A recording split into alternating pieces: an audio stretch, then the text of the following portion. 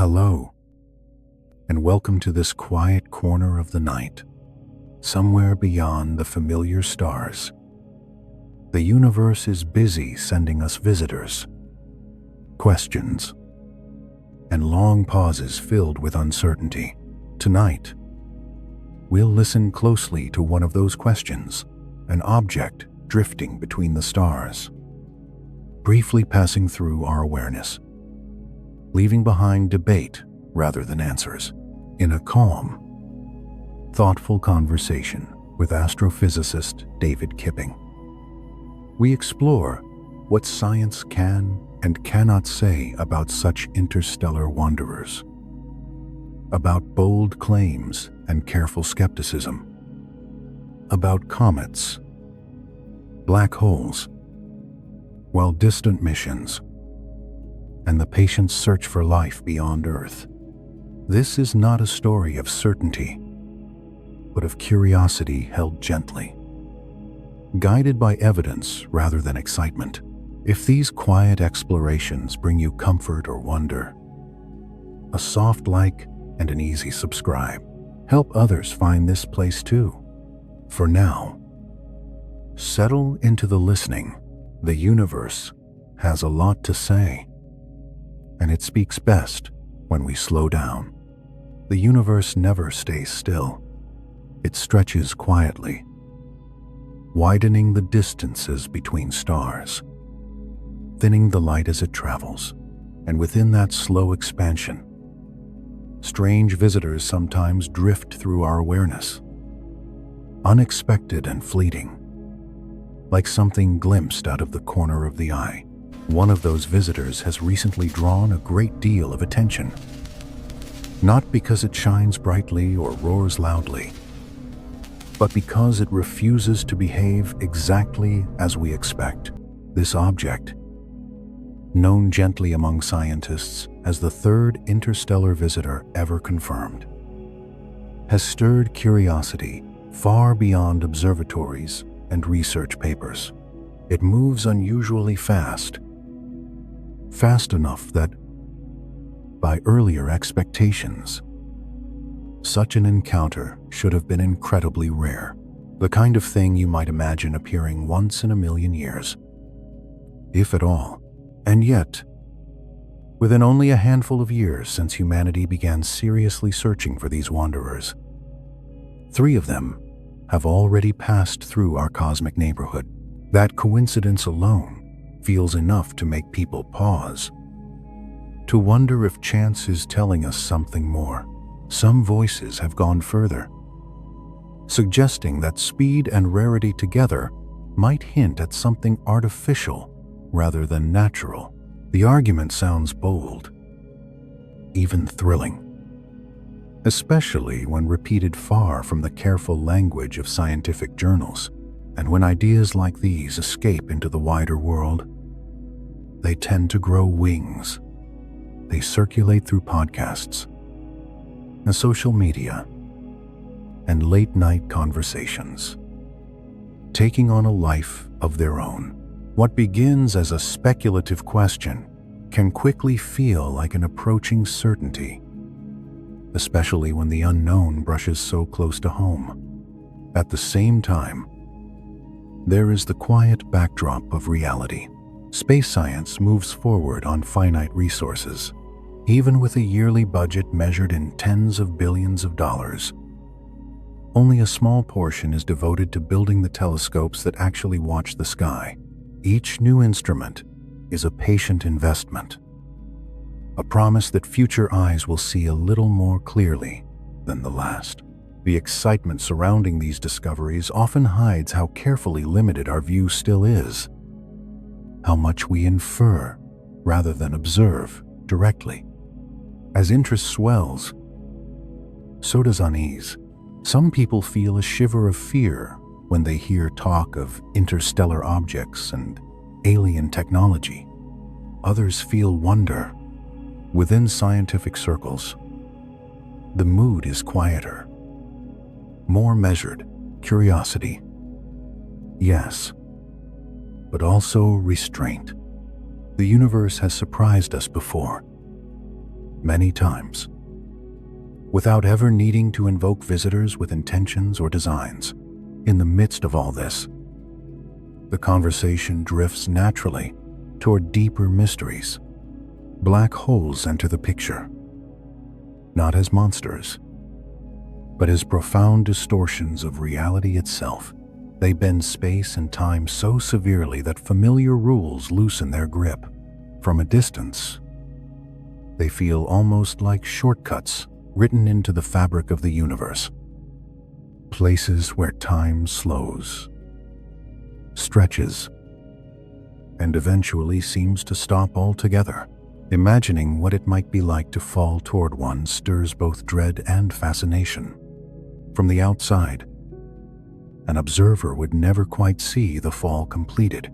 The moment would linger, suspended, even as the rest of the universe ages around it, drifting toward its distant end.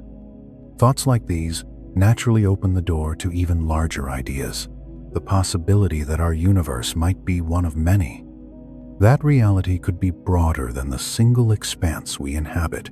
These are not ideas pulled from fantasy, but from careful reasoning stretched to its limits, where mathematics hints at landscapes we may never directly touch. Against this vast backdrop, the interstellar object remains small, quiet, and distant. Yet, it has captured attention far beyond the scientific community. Its name has surfaced in places far removed from observatories, becoming a brief moment of shared curiosity across the world. This sudden popularity cuts both ways. It brings science into everyday conversation, which is something many researchers quietly celebrate. But it also tangles careful ideas with half-heard claims, leaving some people genuinely afraid that catastrophe might be approaching.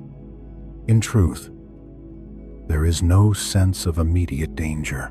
The object passes through, indifferent to our presence, following its own path, shaped by gravity and momentum.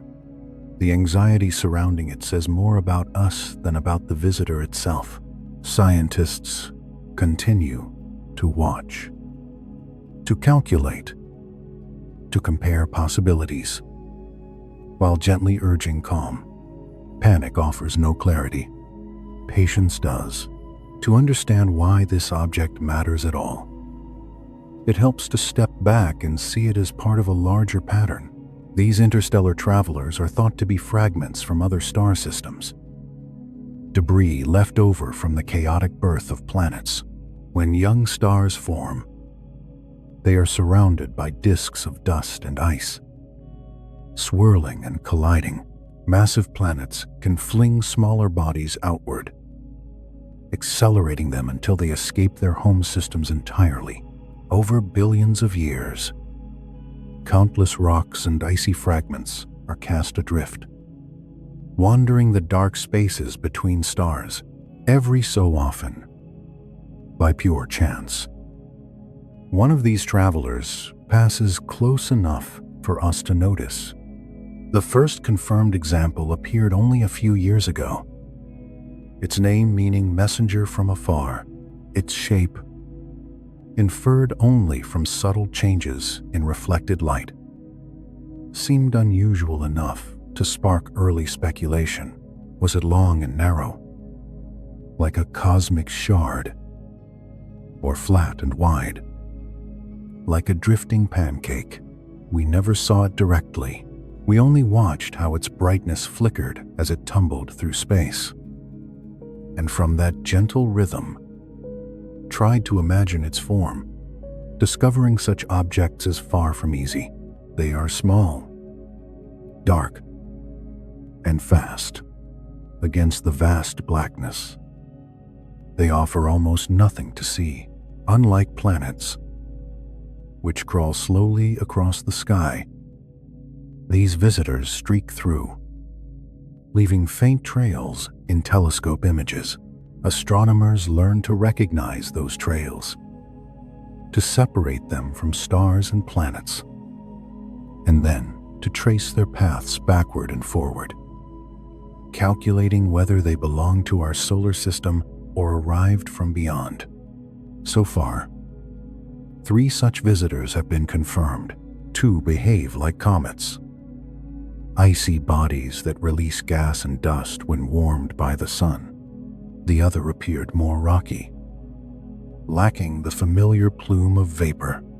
That difference alone made it stand out, but the newest arrival, the one now drawing so much attention, once again looks comet-like, shedding material as it passes, responding to sunlight in a way that feels familiar rather than foreign. Even so, there are details that invite debate. Predictions suggested that such encounters should be rare, perhaps once every decade. Yet, improved telescopes have revealed more than expected, faster than expected. Some of that can be explained by better eyes on the sky. Some of it may reflect how unusual our own solar system is. We already know that our planetary arrangement is not typical. Many systems elsewhere look very different from ours. If our neighborhood is odd in so many ways, perhaps the debris we observe passing through it is not a perfect guide to what is common elsewhere. Into this uncertainty steps a list of claimed anomalies, a collection of observations, each perhaps explainable on its own, but presented together as something more provocative. The idea is simple, even seductive taken as a whole. These quirks might point to design rather than chance. It is a story that spreads easily, especially when framed with confidence and curiosity.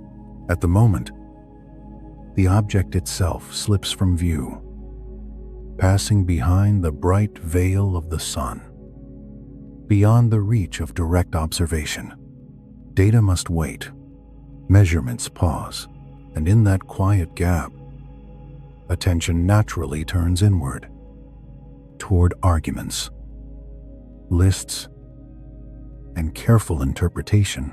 Colleagues sift through each claimed anomaly with patience, weighing it against known physics, familiar behavior, and the soft margins of uncertainty. There is a calm satisfaction in this process, the gentle rhythm of ideas, testing ideas, of science quietly examining itself. Gradually, a sequence takes shape, not as a proclamation, but as an invitation to look more closely, one point at a time. It begins without drama, with something simple and almost elegant geometry. The path of this visitor through space appears to lie close to the thin, familiar plane traced by the planets as they circle the sun. Imagine the solar system as a broad, flattened disk, slowly turning in the dark. The planets glide along this shared surface, rarely drifting far above or below it. An object arriving from the deep between stars might be expected to ignore this order entirely, to cut across at a steep angle, tilted and unaligned. And yet, this one does not.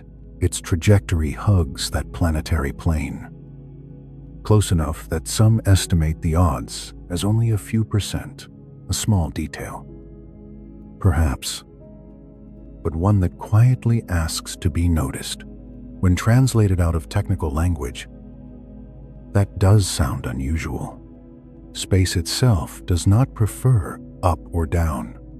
Other star systems are oriented randomly, spun and tilted by ancient accidents. There is no cosmic rule insisting that a traveler from another system must respect the plane of ours. So at first glance, the alignment feels curious, perhaps even suggestive. But curiosity softens when context settles in. The way we search the sky matters deeply. The telescopes responsible for finding this object belong to a survey designed to scan the very region where most known comets live.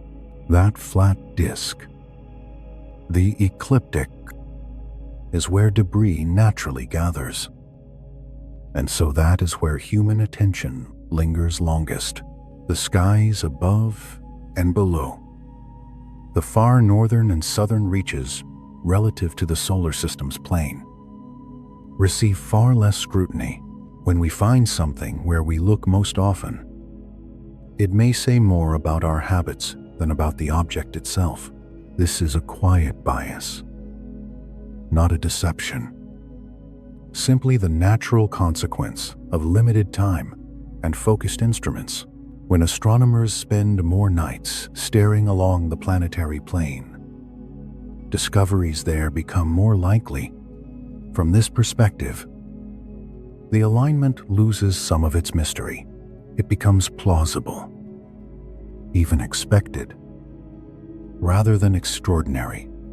And the probability itself, while it sounds small when spoken aloud, does not ring alarm bells within science. Low probability events happen constantly across vast datasets in a universe overflowing with chances.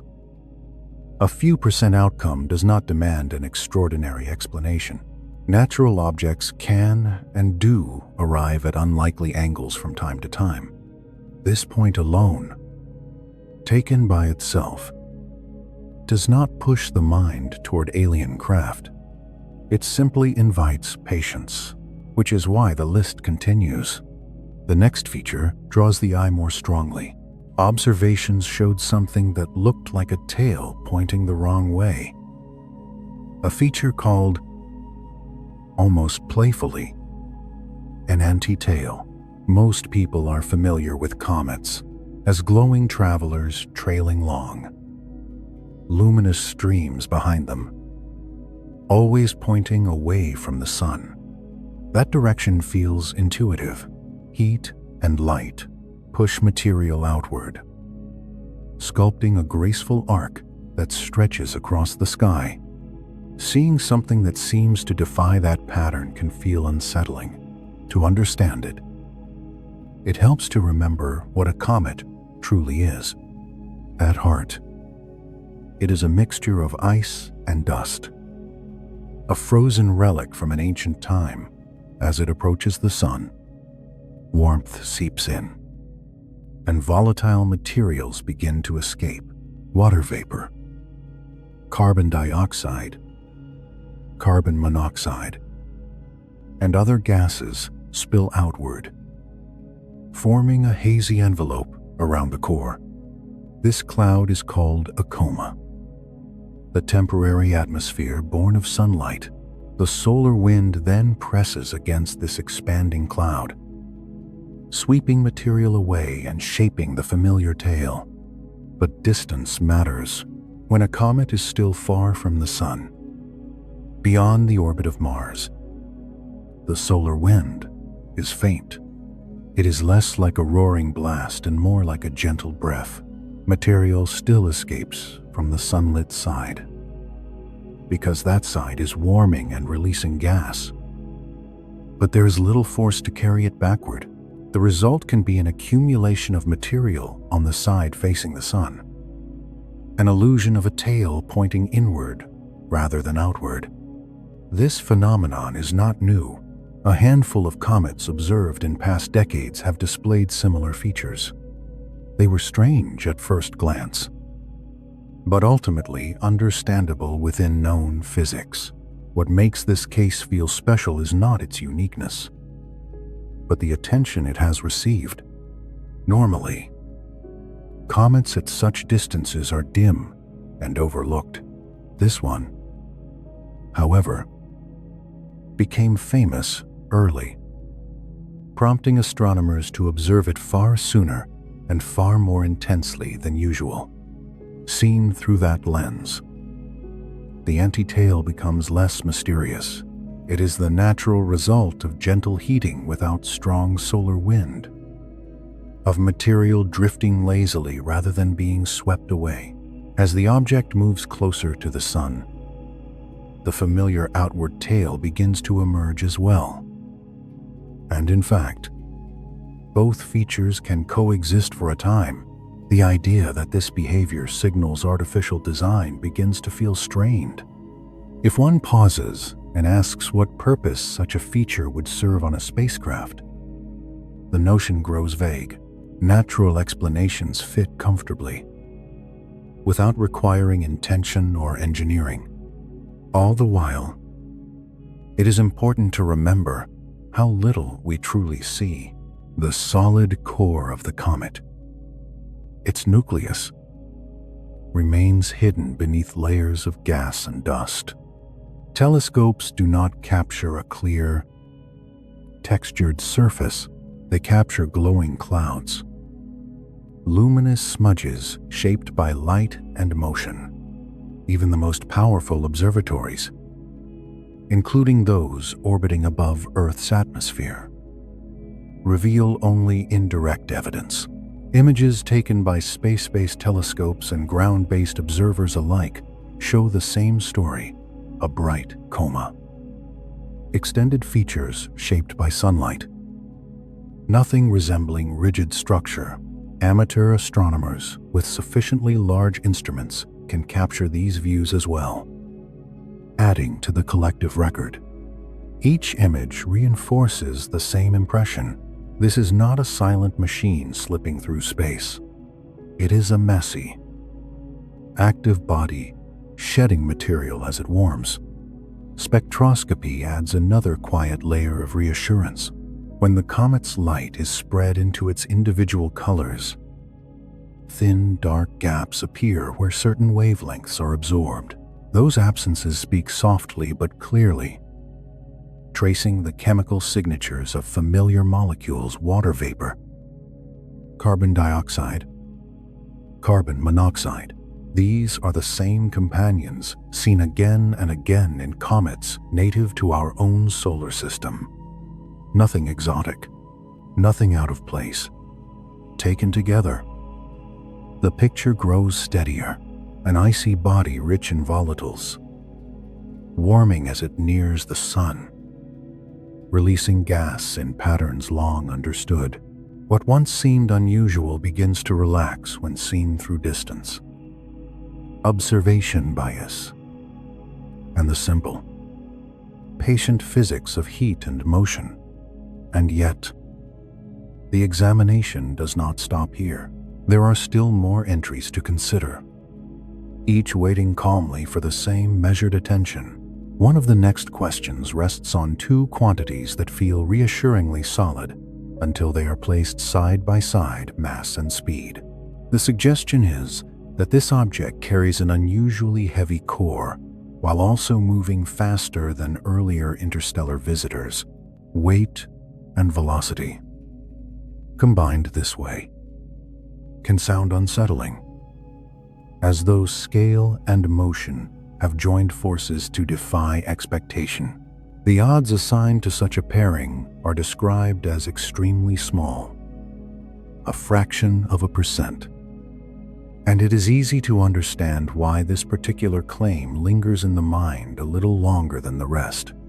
But the calm returns when you pause to ask how weight is even measured in a place like this.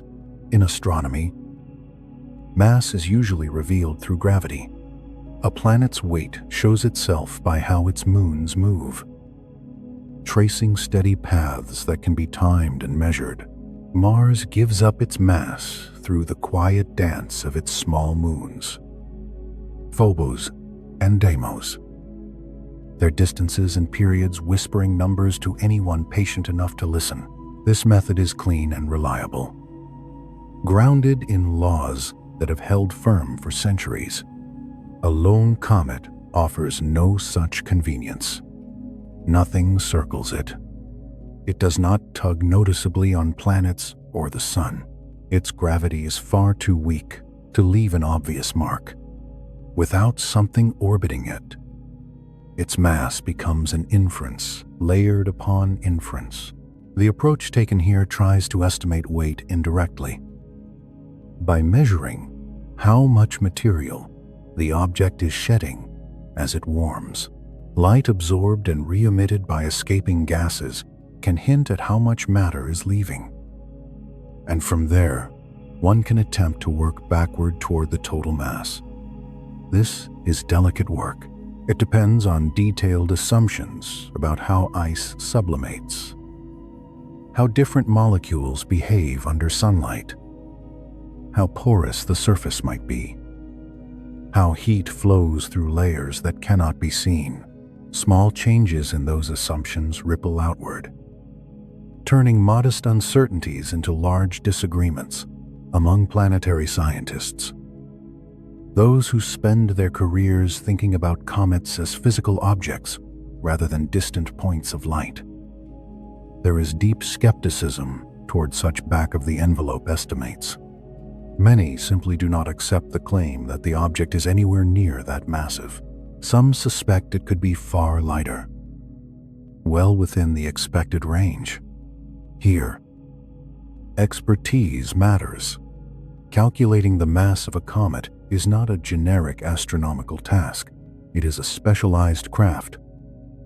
And those closest to it are unconvinced that this particular calculation holds. The disagreement is not hostile, but firm, without solid gravitational evidence. The mass remains an open question, not a settled fact. Yet the reason this thread is pulled at all lies in statistics. In any environment shaped by collisions and fragmentation, small pieces vastly outnumber large ones. Crush a biscuit in your hand and the crumbs multiply. While only a few large fragments remain, the same logic applies to planetary systems. Over time, rocks collide, shatter, and grind down. There should be many more tiny wanderers than massive ones drifting between stars. If something truly enormous were passing through, the odds of seeing it so soon after beginning to look would feel uncomfortably low. That tension feeds the argument. If the object is both unusually large and unusually fast, then perhaps it is not natural at all. Perhaps it does not belong to the same population of debris as ordinary comets, but that conclusion rests entirely on the mass estimate being correct. If the weight is overestimated, the tension dissolves. Speed, however, is easier to measure.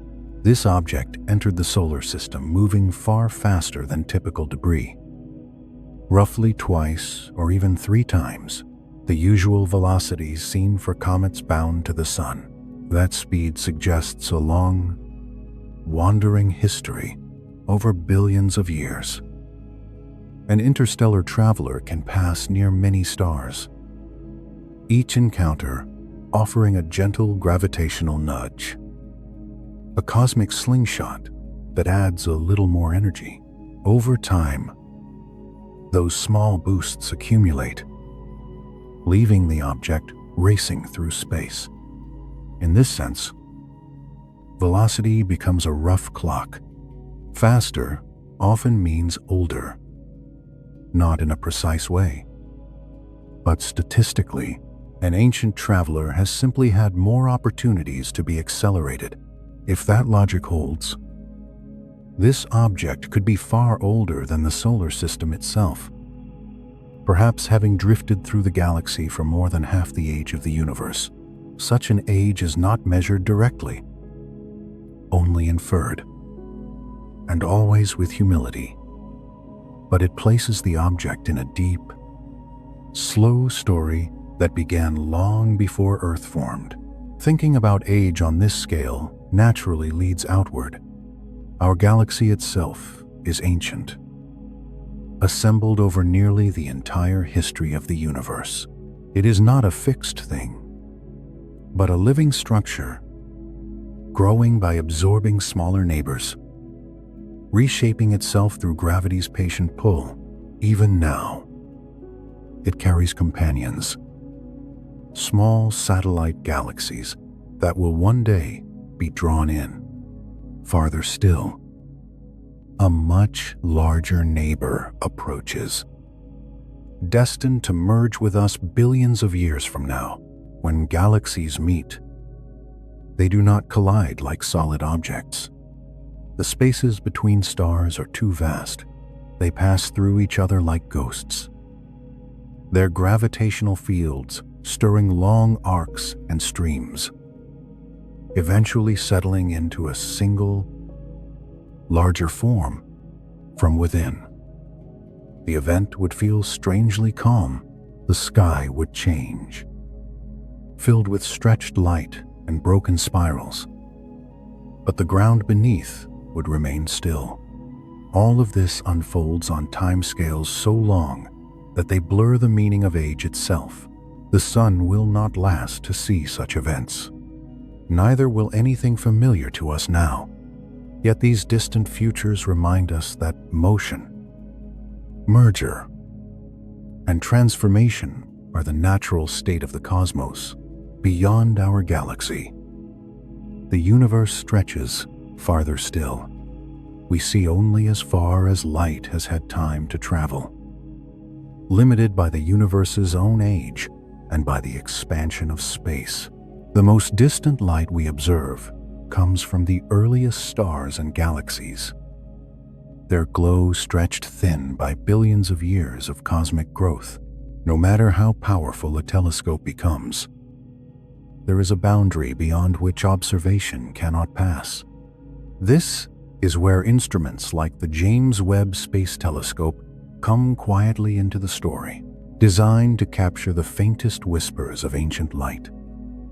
It peers back toward the universe's beginning, revealing structures formed when everything was young.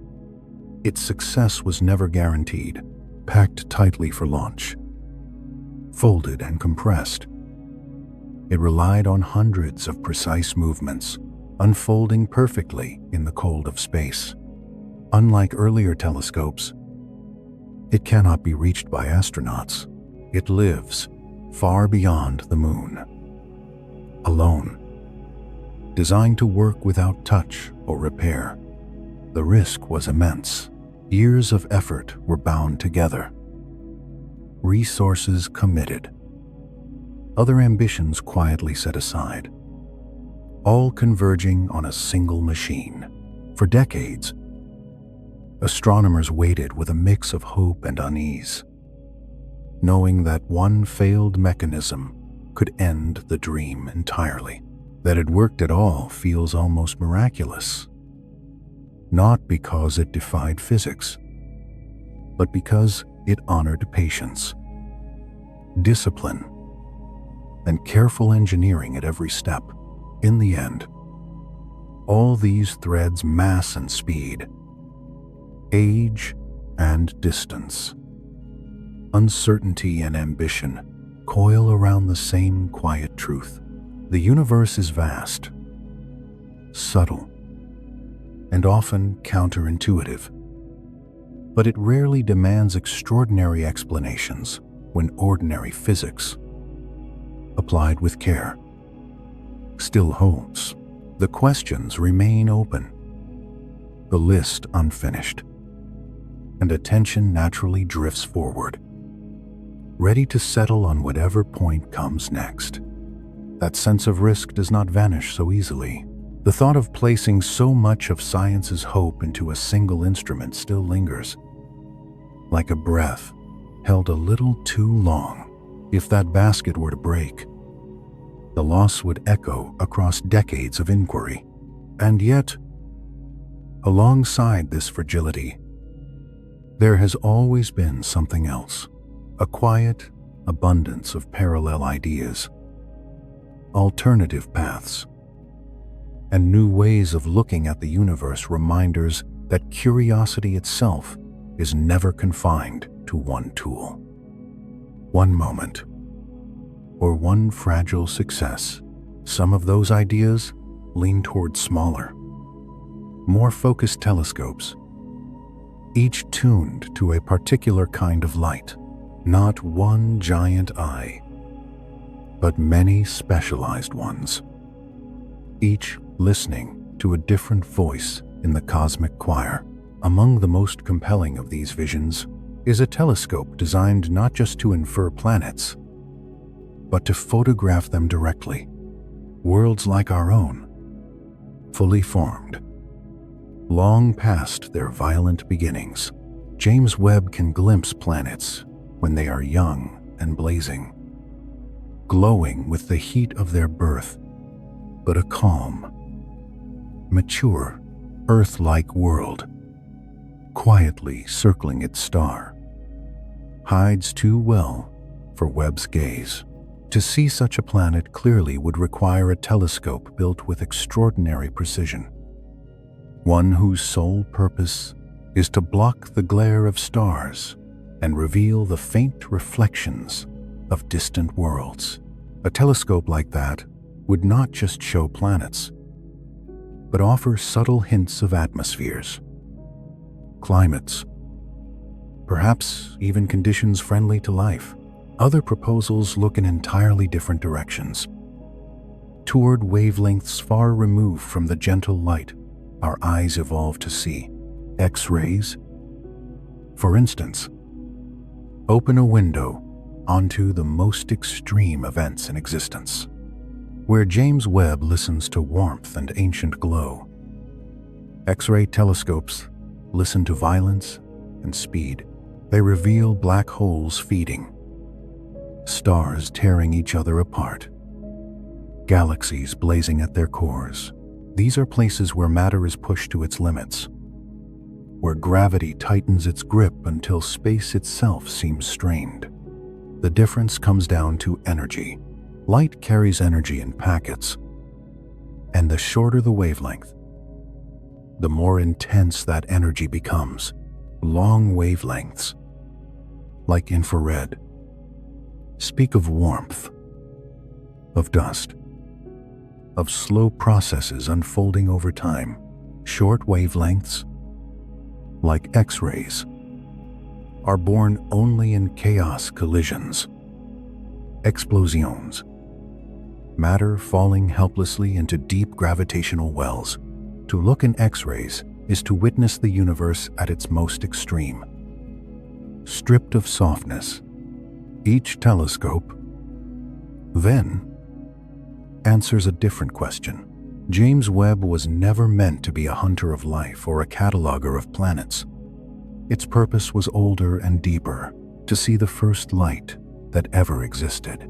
As the universe expands, light from the earliest galaxies stretches, shifting from blue to red, from red into infrared to catch that ancient glow. An infrared telescope was not a luxury, but a necessity. Without it, the universe's earliest chapters would remain unreadable. Thinking about those early chapters often leads the mind to black holes, perhaps because they feel like punctuation marks in the cosmic story. Dense, final, and deeply mysterious. When two black holes spiral toward each other, the event is not marked by light alone. Instead, it sends ripples through space and time themselves. These ripples are gravitational waves, subtle distortions that pass through everything, including us, stretching and squeezing reality by unimaginably small amounts. For centuries, astronomy relied only on light. Photons carried stories across the void, and we learned to read them with ever greater skill. Gravitational waves changed that. They are not light at all, but motion, vibrations in the fabric of existence.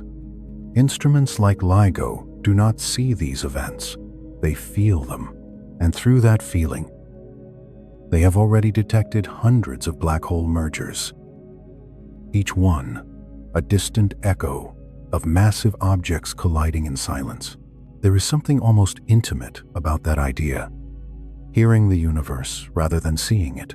If you were close enough to such a merger, under the right conditions, those ripples could in principle be audible. not because sound travels through space, but because space itself is moving.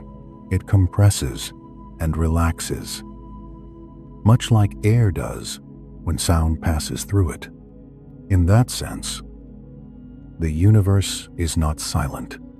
It hums, groans, and rings. If only we build the right instruments to listen. The future holds even more sensitive detectors, ones that could, in theory, catch every black hole merger within the observable universe, every collision, every spiral dance ending in union, would send its signature across the cosmos, and nothing within reach would escape notice. This is limited only by the speed of light, by the horizon beyond which neither light nor gravitational waves have had time to reach us. Beyond that boundary, the universe may go on endlessly, but its stories remain inaccessible. And with all this listening and watching, questions about time inevitably surface. Time feels steady here, ticking evenly on Earth. But it does not behave so politely everywhere. Near a black hole, time slows. Place a clock closer and closer to the event horizon, and its ticking stretches, each second taking longer than the last. From a distant observer's perspective, that clock never quite reaches the horizon at all. It simply slows, reddens, fades, and seems to freeze, suspended forever at the edge.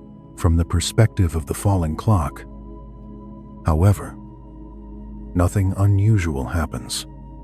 It continues forward, crossing the horizon without ceremony. This split in experience is one of the deepest strangenesses in physics. Two realities, both valid, both true, yet utterly incompatible in their descriptions. Light itself struggles to escape such gravity. As it climbs outward, it loses energy, shifting toward longer wavelengths, slipping from blue into red, then beyond visibility altogether. To an outside observer, anything falling in becomes dimmer and redder, stretched thin by gravity's grip, until it vanishes from sight. What happens beyond that boundary remains one of the universe's best-kept secrets. The laws we trust begin to fray.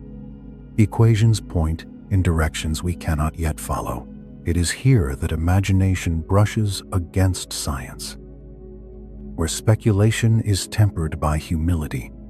There is a quiet temptation in that mystery, the idea that at the very end of a life, one might choose to fall inward, to trade the known for the unknowable, knowing full well that no message could ever return. Whatever is experienced there would belong to that traveler alone, forever beyond reach. A final, irreversibly, experiment. Such thoughts drift easily into philosophy, into questions about consciousness, about whether reality has hidden passages we do not yet understand. Black holes feel like shortcuts written into existence, places where the rules bend so sharply that something new might emerge on the other side. There is something about them that makes reality itself feel less rigid, more playful, as though the universe has left a few doors deliberately unmarked. In that sense, black holes are not just objects. They are hints, almost like a cheat code woven quietly into the fabric of everything we know. That feeling is not just poetic instinct. It echoes something deeply real in physics. Black holes sit at a strange crossroads, where the rules we trust most begin to loosen. They are not simply heavy objects, or dark regions in the sky. They are places where the physics of the very small and the physics of the very large are forced into the same conversation. Quantum theory, which governs particles and probabilities, and general relativity, which shapes gravity and the flow of space and time, usually live in separate worlds, inside and around a black hole. Those worlds overlap. It is the only place we know where both must speak at once, even though they do not yet agree on the language. From that tension emerges one of the deepest puzzles in modern physics, often called the information paradox. At its heart is a quiet disagreement about loss. Quantum theory insists that information can never truly disappear.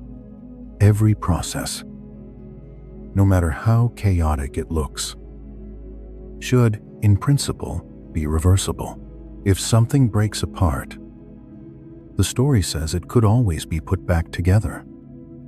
At least in theory, nothing is ever fully erased. Black holes challenge that idea. When something crosses the event horizon, it never comes back. No signal escapes. No message returns.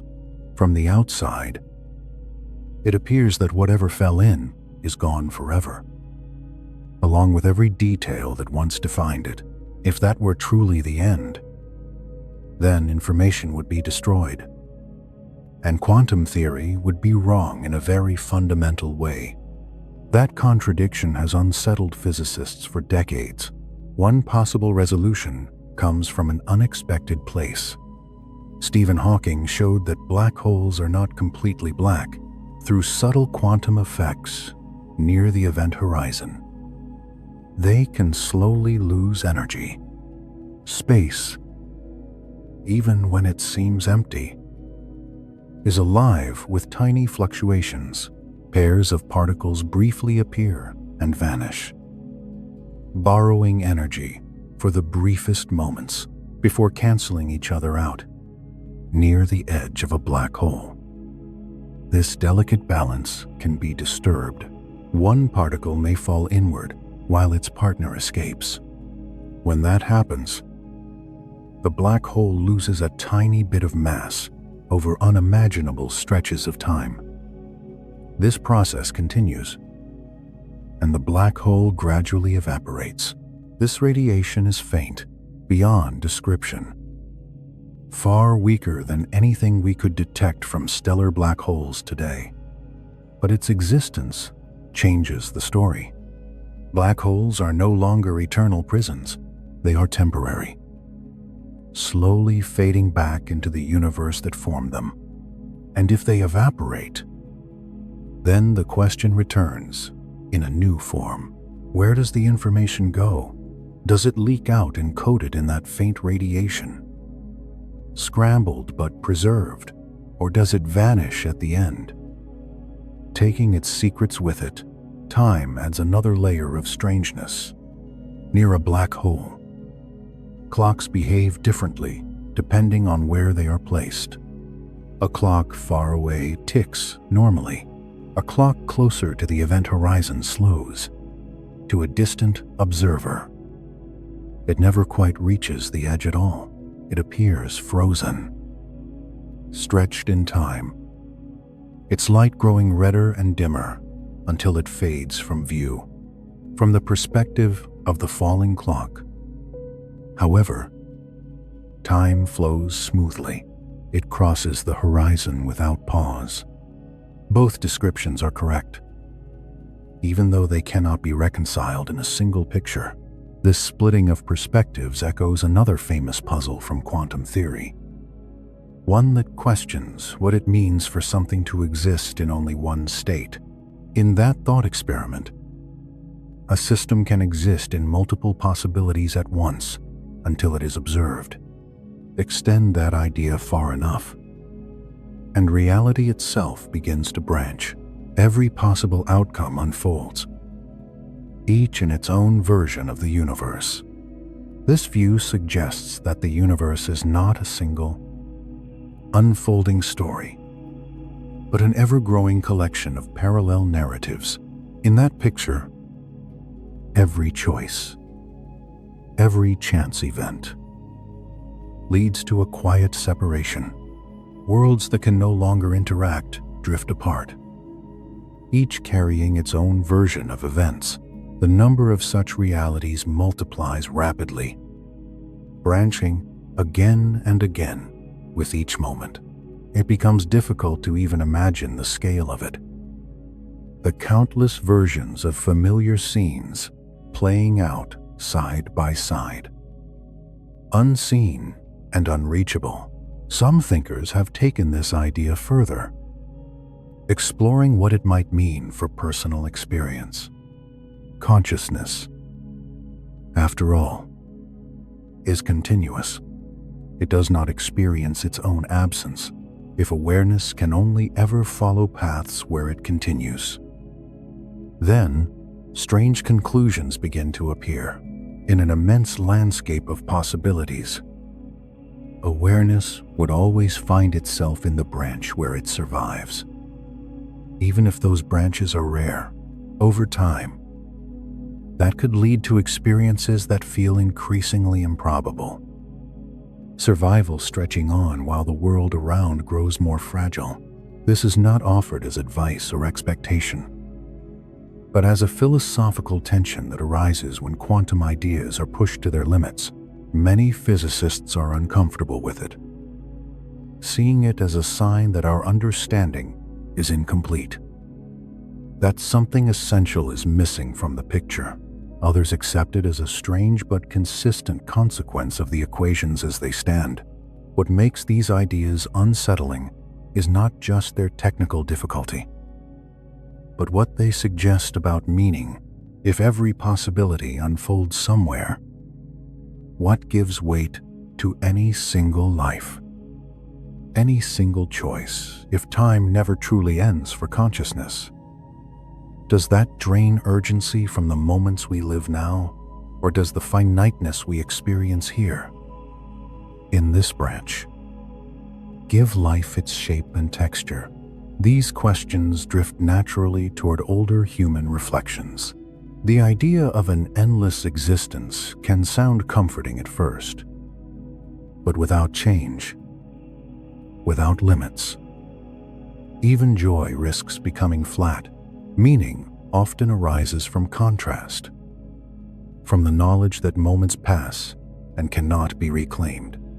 The ticking clock, gentle as it is, gives weight to decisions, depth to care, and urgency to love. In that sense, the strange physics surrounding black holes and quantum worlds circles back to something deeply human. Our lives feel meaningful, not because they stretch forever, but because they do not. The universe may contain hidden passages, branching realities, and rules that bend beyond intuition. But here, in this quiet stretch of time, meaning is shaped by limits, by the knowledge that each moment is both fleeting and singular. Black holes remain places where our theories strain and our imaginations wander.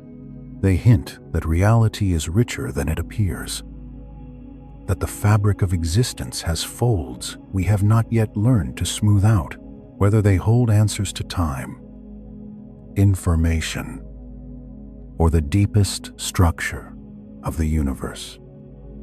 They remind us that mystery is not a failure of understanding, but a boundary inviting patience. And so the questions linger softly, unresolved, not demanding certainty, only attention. The conversation drifts naturally into stories, the kind that sit halfway between myth and reflection, tales where time stretches differently for different beings. In those imagined worlds, some characters live without an ending, watching seasons repeat, mountains erode, rivers change course, Generations rise and fall. Their long lives slowly become heavy. Change feels like loss rather than growth. Meanwhile, the shorter-lived ones move with urgency, aware that their time is limited, that meaning is sharpened by the ticking clock. There is something quietly instructive in that contrast. It suggests that limits do not diminish life, but give it shape. That thought carries easily into our own future. What would it mean if human lives stretched much longer than they do now? Not forever, but long enough to feel the consequences of choices usually pushed far into the abstract. If centuries, rather than decades, lay ahead, long-term problems would no longer feel distant. Damage done to the planet would feel personal, not theoretical. Responsibility might settle differently if the future were no longer someone else's problem. Perhaps perspective itself would mature, stretching outward with lifespan. And yet, humanity is complicated. We are cooperative and competitive at the same time. Tribal instincts drive conflict, but also fuel progress. The same fire that pushes people to excel can, when misdirected, burn communities down. It raises an uneasy question about intelligence beyond Earth. If other civilizations exist, would they share this double nature? Would a lack of competition stall progress, or would too much of it lead inevitably to self-destruction? It is possible that the traits that allow intelligence to flourish are the same ones that threaten its survival. From these wide reflections, attention gently returns to the list of claimed anomalies, grounding the discussion again in careful measurement. The next point suggests that the object's path was finely tuned to pass close to several planets, arriving at just the right moment to be seen from Earth. When expressed as a probability, the number looks astonishingly small, the kind that catches the eye and stirs suspicion. But here, statistics offer a quiet correction. The apparent improbability depends entirely on which planets are chosen after the fact. If one selects a different combination, the number shifts dramatically. What looks extraordinary under one framing becomes ordinary under another.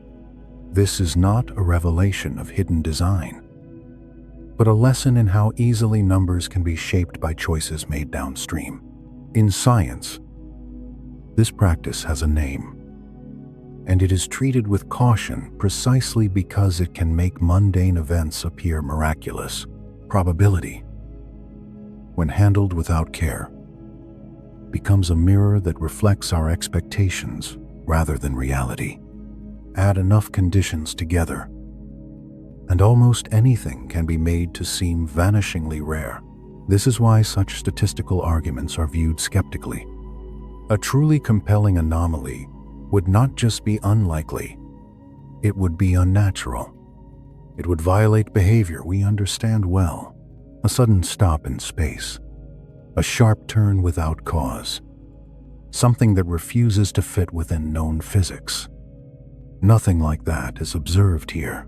The object moves as comets move, obeying gravity, momentum, and heat. The next point on the list shifts from motion to composition. Spectroscopy reveals the gases and trace elements escaping from the object as it warms. Water vapor, carbon dioxide, and carbon monoxide dominate, exactly as expected for a comet. But hidden within the spectrum is something more unusual, an unexpectedly high ratio of nickel compared to iron. That imbalance stands out, because comets observed closer to home do not show such extremes. This detail is genuinely interesting.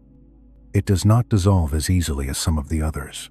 And yet, context matters again.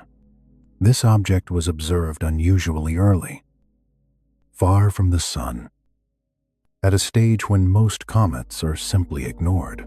As it has traveled inward, measurements show that the ratio has been changing, slowly drifting toward values more familiar.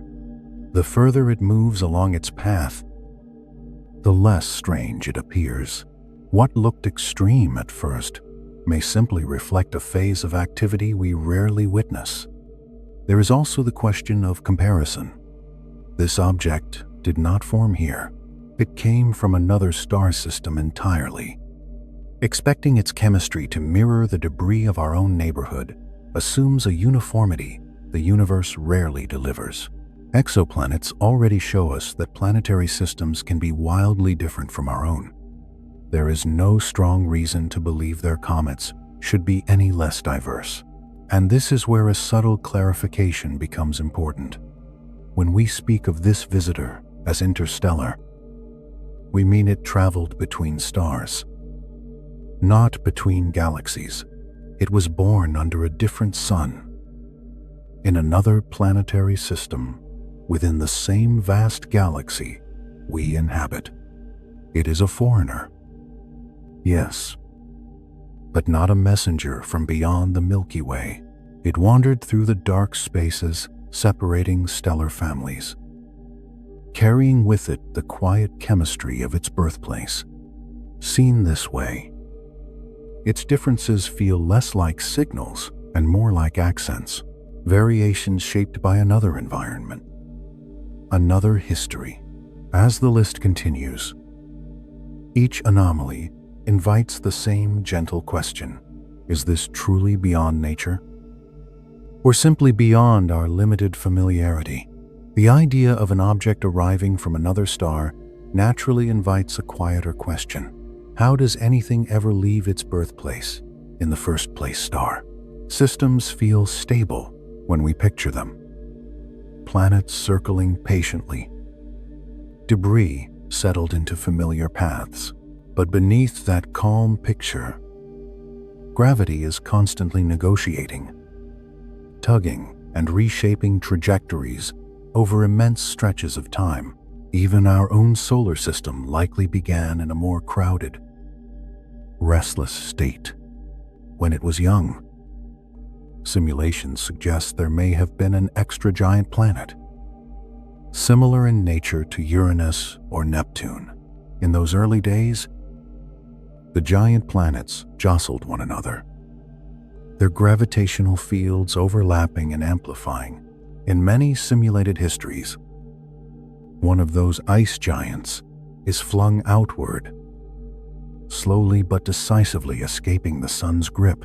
The solution to why Uranus and Neptune still remain may be that another sibling was sacrificed, cast out into interstellar space. That possibility opens a striking thought. Not only rocks and icy fragments wander between stars, but entire worlds may do so as well. Rogue planets, drifting alone through the dark, perhaps carrying moons, perhaps even carrying subsurface oceans kept warm by internal heat. It is not difficult to imagine life clinging on in such hidden places, far from any sun, sustained quietly beneath layers of ice. There are gentler ways for objects to be exchanged. 2. Neptune's moon Triton offers a graceful example. Triton orbits backward, opposite to Neptune's rotation, a detail that once puzzled astronomers deeply. Over time, a compelling picture emerged. Triton likely arrived as part of a pair, two objects bound together, circling each other as they wandered. When that pair passed close to Neptune, gravity rewrote their story.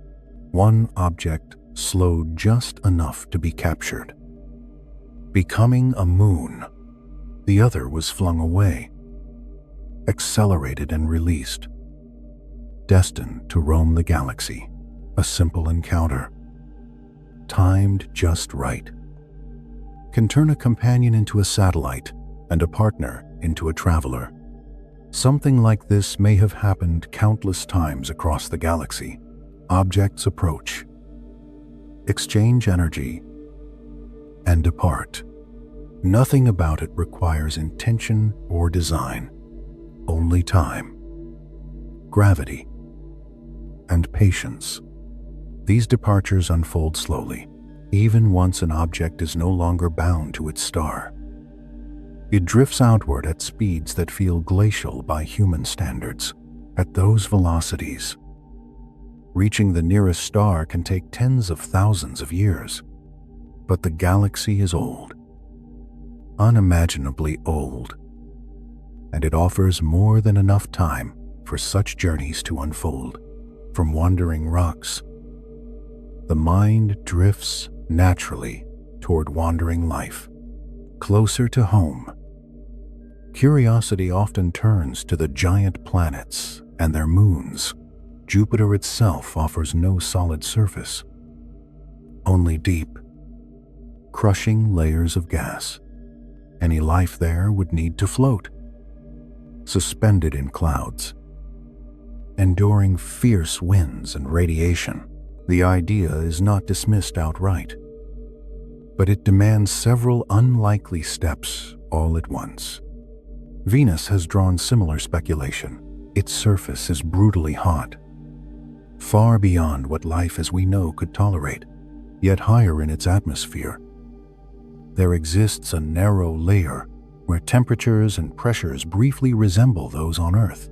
The detection of certain molecules there once sparked excitement, because on Earth such molecules are strongly associated with biological processes. The possibility of microbial life drifting through Venusian clouds captured imaginations. Even as caution quickly followed, the environment is harsh, the chemistry complex, and alternative explanations remain plausible. When scientists prioritize where to search for life, they lean toward places that require the fewest leaps of faith.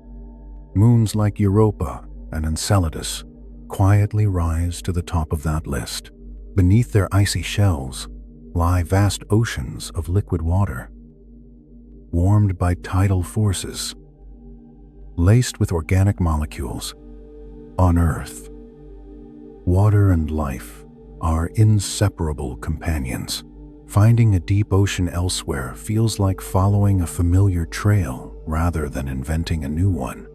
This is not a lack of imagination. Scientists routinely speculate about life in places far stranger than oceans. Some have wondered whether entire galaxies could be viewed as living systems in their own right. But imagination alone does not guide exploration. Limited resources demand careful choices. When searching for something rare, it makes sense to begin where success has already proven possible, from life elsewhere. Attention often shifts to life, expanding outward. The idea of humans settling Mars has hovered on the edge of public conversation for years. Technologically, it is not forbidden, but it remains profoundly difficult. Reaching Mars is only the first challenge. Sustaining life there is another entirely. The planet is cold, thin-skinned, and dry. Its atmosphere offers little protection, little air, little warmth. Compared to Antarctica, Mars is harsher in nearly every respect. Antarctica, at least, offers air to breathe and ice to melt for water. Even there, human presence is temporary, rotational, measured in months rather than lifetimes. Mars would likely be similar: short stays, sealed habitats, constant dependence on technology, a place of work and experiment, not of ease. The romance of dying on Mars fades when one imagines the daily reality. Survival would be effortful, continuous, and unforgiving. Yet there is another reason to go beyond Earth. One less about survival and more about memory. Earth is restless. Wind, rain, tectonics, and biology erase traces of the past with relentless efficiency. Cities crumble. Forests reclaim steel and stone. And within a few million years, even the grandest structures dissolve into faint hints within rock layers. The moon is different. No rain falls there. No wind scours its surface. Footprints can last for millions of years. Unsoftened by erosion, objects left on the moon may persist until the sun itself grows large enough to consume it. Billions of years from now, Mars, too, offers greater permanence than Earth if humanity ever wishes to leave a message that outlives it. These quiet worlds are better canvases, not messages meant for immediate reply, but monuments meant to be discovered, a form of communication sent forward through time rather than across space. Two-way communication with another civilization requires coincidence upon coincidence, similar technological stages, overlapping lifespans, distances short enough for light-speed conversation to matter. It may be that such alignment is rare, or never occurs. In that case, the most enduring conversation humanity could have would be one-sided. A signal waiting patiently for eyes not yet born. Earth itself already sends such a signal from far away. It is unmistakable. Oxygen fills its atmosphere. Oceans gleam on its surface.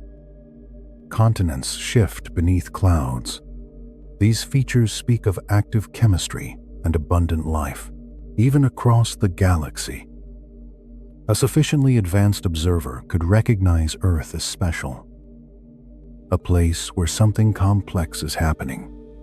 In that sense, our planet is already a beacon, not a broadcast of words or images, but a quiet declaration written in chemistry and light.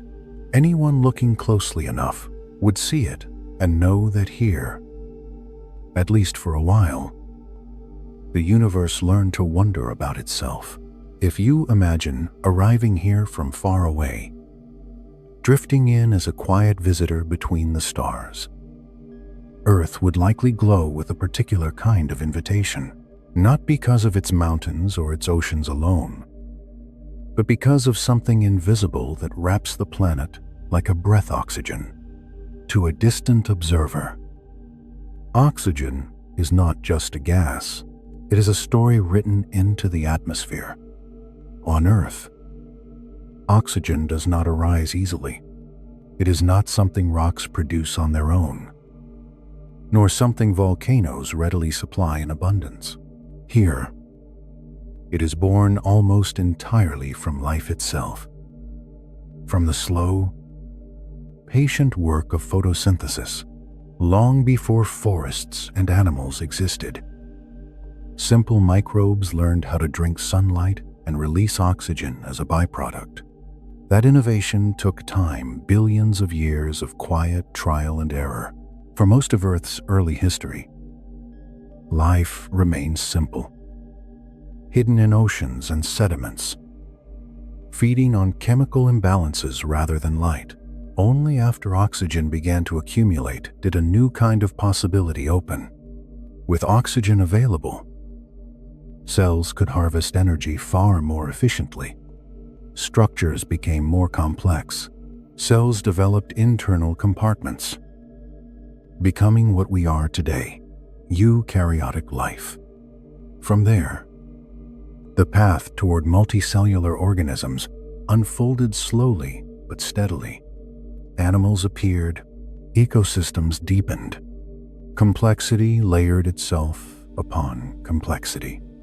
From afar, an oxygen-rich atmosphere becomes a signal that this long chain has already been climbed. It suggests not just life, but a planet that has had time to mature, seen from tens of thousands of light years away. Earth would have looked intriguing even long before humans appeared. An observer watching the planet 100,000 years ago might have seen forests breathing oxygen into the sky, oceans reflecting starlight, and chemical signatures hinting at balance rather than chaos. Such a world might invite curiosity, perhaps even patience. A civilization might notice it and think not of visiting immediately, but of waiting, or of sending something small and enduring, knowing that whatever intelligence arose, there would do so on its own schedule. That idea naturally leads to time capsules and quiet beacons, not messages meant for immediate reply, but gifts left behind, hidden carefully, where time moves slowly. The Earth itself is not ideal for this. Its surface is restless. Rain, wind, plate tectonics, and biology collaborate to erase almost everything. Given enough time, cities dissolve into sediment, and even the memory of their outlines fades. The moon, by contrast, is still. Beneath its surface lie ancient lava tubes. Vast hollow corridors formed when molten rock once flowed and drained away. These underground spaces are sheltered from micrometeorites, untouched by weather, and stable across unimaginable spans of time. They are quiet chambers where an object placed carefully might remain almost unchanged until the sun itself grows old. Such places invite more than imagination. They invite practical thought. A sealed lava tube could hold air, warmth, even life. It could become a refuge, a laboratory, or simply a marker evidence that someone once passed through this system and paused long enough to leave a trace. No constant power would be required, no maintenance, just presence, waiting. This contrasts sharply with ideas like radio beacons. Signals fade. Technology fails. Even the most carefully engineered transmitter would likely fall silent after a few centuries. Solid structures, patiently resting underground, endure far longer. They speak not loudly, but persistently. Questions about the moon often return to a familiar curiosity: why humans went there once and did not stay. The answer lies less in science than in politics and economics. The first journeys were acts of demonstration, proof that a certain level of technological mastery had been achieved. Once that point was made, the urgency faded. There was little financial incentive to remain. The moon offers no breathable air, little accessible water, and few resources that justify the cost of sustained human presence. Had the moon been only slightly larger, its history might have unfolded very differently. With stronger gravity, it could have held an atmosphere. Positioned where it is, it would have received sunlight gently enough for liquid water to persist. Comets that delivered water to Earth would have done the same there. In such a universe, the moon might have been alive, green or blue, waiting just days away. Human history would have pivoted around it. Instead, the moon became a stepping stone rather than a destination. Still, its existence shaped everything that followed. It was close enough for early technology to reach.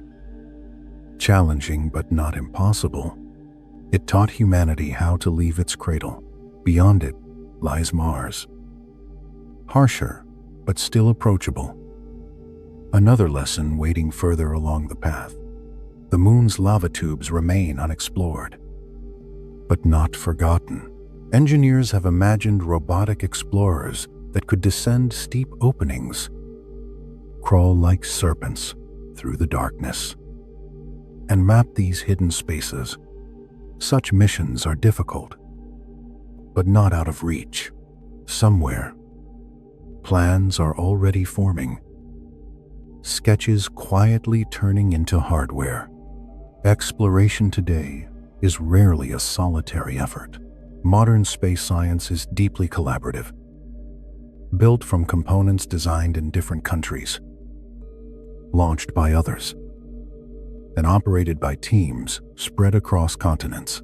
Telescopes, probes, and stations are shared endeavors, assembled piece by piece through cooperation, even amid political tension on Earth. Scientists often continue to work together, exchanging data, refining ideas, and listening more than arguing.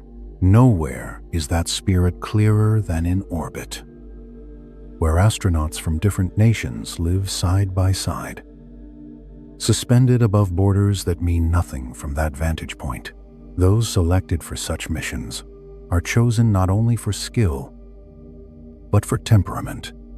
Patience matters. Kindness matters. In confined spaces, cooperation is not optional. Perhaps that, too, is part of the message space teaches quietly. Beyond the noise of competition, survival among the stars depends on calm collaboration. The universe is vast, indifferent, and slow to respond. Those who wish to explore it must learn to move gently within it, listening carefully, leaving traces that endure, and trusting that understanding, like oxygen in an atmosphere, builds gradually, breath by breath, across time. You wouldn't want someone like that with you for the entire journey, when you're sealed together in a fragile machine, drifting through vacuum. Every small habit becomes magnified. In space, the margin for error is thin, and personalities matter more than people often admit. There's a quiet truth behind that thought when it comes to exploration beyond Earth. It isn't only about rockets or fuel or trajectories. It's about restraint, passions, and choosing carefully what deserves attention. The idea of activity on the far side of the moon, for example, isn't a rumor pulled from nowhere. It has a practical logic behind it. On Earth, radio telescopes strain constantly against a storm of noise. We speak endlessly into the air. Cell towers, satellites, radar, broadcasts, microwave ovens humming in kitchens. All of it blurs together. A fog of signals that makes it hard to hear anything faint or distant. Radio telescopes themselves are deceptively simple, unlike optical mirrors, which must be polished to extraordinary smoothness. Radio dishes can be rough by comparison. Concrete can be enough. That simplicity allows them to grow immense, hundreds of meters across. On Earth, geography limits where such structures can exist. On the moon, nature has already shaped enormous bowls, impact craters carved to near-perfect curves. Place a radio telescope on the far side of the moon, and something remarkable happens. The moon itself blocks the noise of Earth completely. No human chatter reaches there. It becomes one of the quietest places in the inner solar system, a sanctuary for listening, not just for signs of technology, but for the soft whispers of the universe itself. Ancient hydrogen, distant pulsars, echoes from eras when the first stars ignited. This is why interest in the far side has grown. It is not mysterious in a mystical sense, but precious in a scientific one. Reaching it is harder. Though, communication becomes fragile once a spacecraft passes beyond the moon's edge. Earth disappears from view. Without relay satellites, contact is lost. That is why early human missions never landed there. If something went wrong, there would be no voice, no guidance, no rescue. The moon itself is far larger than it often feels in our imagination. Though only about 1% the mass of Earth, it stretches across nearly a quarter of Earth's diameter. Its surface area rivals that of an entire continent. From a distance, it looks close and familiar. Up close, it is vast. For decades after the first landings, humans did not return in person, not because curiosity vanished, but because the original motivation had been fulfilled. Those early missions were as much about demonstration as discovery. Once that point had been made, the cost became harder to justify. Robots could gather data more cheaply. Satellites could map and monitor without risking lives. If the moon had been slightly different, just a little more massive, it might have held an atmosphere with more gravity. It could have kept water. In that alternate history, the moon might have been alive, blue or green, welcoming rather than hostile. Human expansion would have unfolded along an entirely different path, but reality chose a quieter version. Still, the moon holds surprises. Its dark plains, the Maria, are scars of ancient lava flows, frozen in place billions of years ago. Beneath them lie lava tubes, enormous hollow corridors left behind as molten rock drained away. These structures are stable, shielded, untouched by wind or rain. They are natural shelters, and perhaps someday, natural homes. Exploring them is not simple. Rovers cannot easily descend steep openings. Engineers imagine machines that crawl, roll, or slither, adapting their shape as they move. Such ideas sound futuristic, but they are already being sketched, tested, refined somewhere. Quietly, the future is being assembled piece by piece. Space exploration today is rarely a solitary effort. Telescopes are built collaboratively. Parts designed in one country, manufactured in another, launched by a third. Data flows freely across borders, even when politics do not. In orbit, astronauts trained to coexist, chosen not only for intelligence and skill, but for emotional steadiness. In confined spaces, empathy becomes a survival trait. Against that backdrop, the discussion returns to the interstellar visitor passing through our system. One of the proposed anomalies focuses on water content. The plume contains less water than some familiar comets, but it still contains water. And that alone is telling. Water vapor is exactly what icy bodies release when warmed. If it were truly something else in disguise, mimicking a comet, it would either do so perfectly or not at all. Partial imitation raises more questions than it answers. The notion of a Trojan horse, a craft pretending to be natural, collapses under its own weight. A civilization capable of crossing interstellar space would not stumble over details so obvious that they spark debate. It would not leave 10 small inconsistencies scattered like breadcrumbs. Advanced technology tends towards subtlety, not clumsiness. Entertaining the possibility of non-human technology is not foolish. It is reasonable to look. Curiosity is healthy, but curiosity must be disciplined. Otherwise, every oddity becomes a canvas for belief rather than understanding. If it could be alien becomes the standard response. The phrase loses meaning entirely. The object in question will soon leave the solar system, continuing its long journey between stars, and it will not be the last. New telescopes are coming online.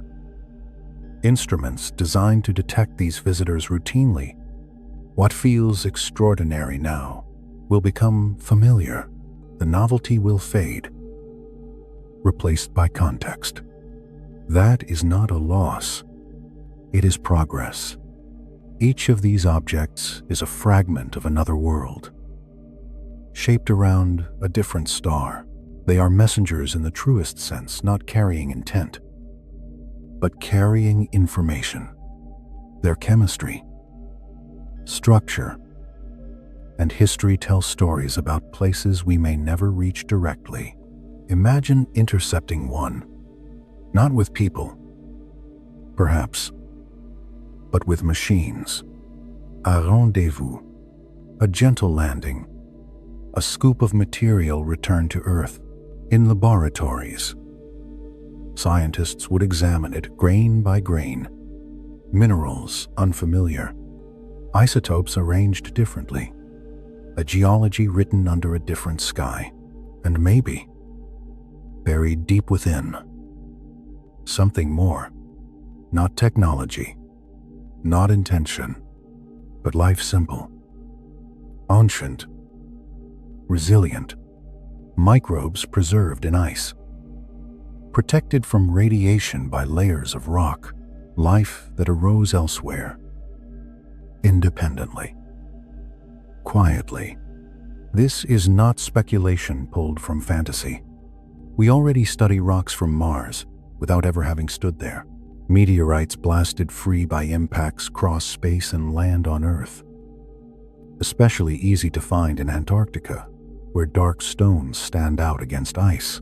From those samples, entire histories have been reconstructed.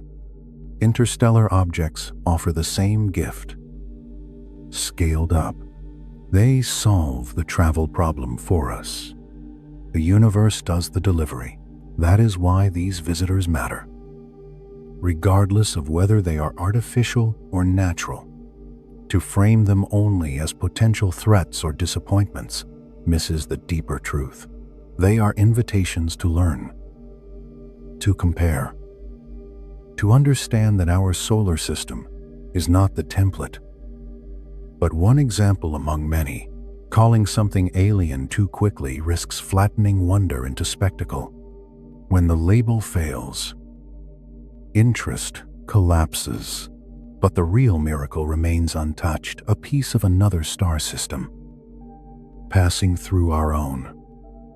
Briefly close enough to study. That alone is enough. It is the universe, quietly offering us a shortcut, not to belief, but to knowledge. The simulations are calm about its departure. Nothing dramatic, nothing sudden. Right now, it sits tucked behind the sun from our point of view, slowly re-emerging, as if peeking out after a long eclipse.